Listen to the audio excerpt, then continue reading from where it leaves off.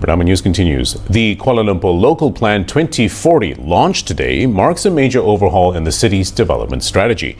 Prime Minister Dato Sri Anwar Ibrahim called it the most comprehensive plan in Kuala Lumpur City Hall's history, highlighting it as a strategic shift to make Kuala Lumpur more humane, inclusive and equitable for all communities.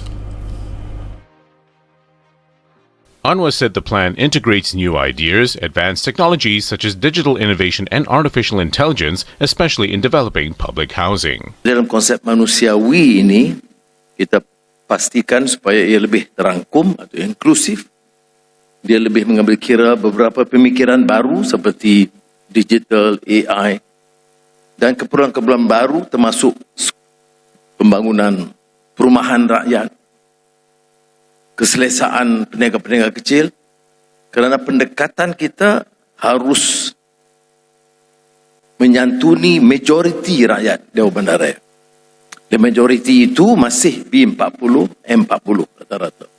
Anwar stressed that urban development must address existing issues such as chaotic planning systems, ad hoc housing approvals, and weak governance, not just new construction.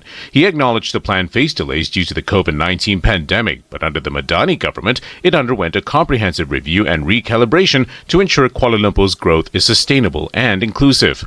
Anwar explained that the plan puts the long-term vision into action, strengthening Kuala Lumpur's planning framework around sustainability and the principle of a city for all. The plan will guide Kuala Lumpur City Hall in evaluating development proposals, managing approvals, and charting the city's future growth strategies. In the meantime, Minister in the Prime Minister's Department of Federal Territories, Dato Sri Dr. Zaliha Mustafa, said Kuala Lumpur's population is expected to reach 2.54 million by 2040, and to manage this growth, a well-structured city plan with a clear and inclusive layout is essential. As part of preparing for the Kuala Lumpur Local Plan 2040, the government has gathered over 28,000 suggestions from various groups, including stakeholders, parliamentarians, developers, and urban planning experts.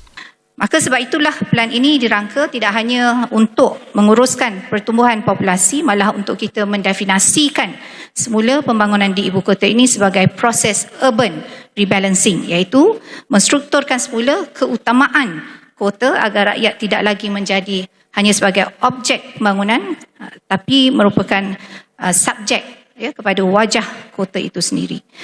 The policy is built on the principle of sustainable urbanism to transform Kuala Lumpur from a reactive city into a more resilient one. The Madani government has now proposed revisions to ensure the city's development remains robust and well planned.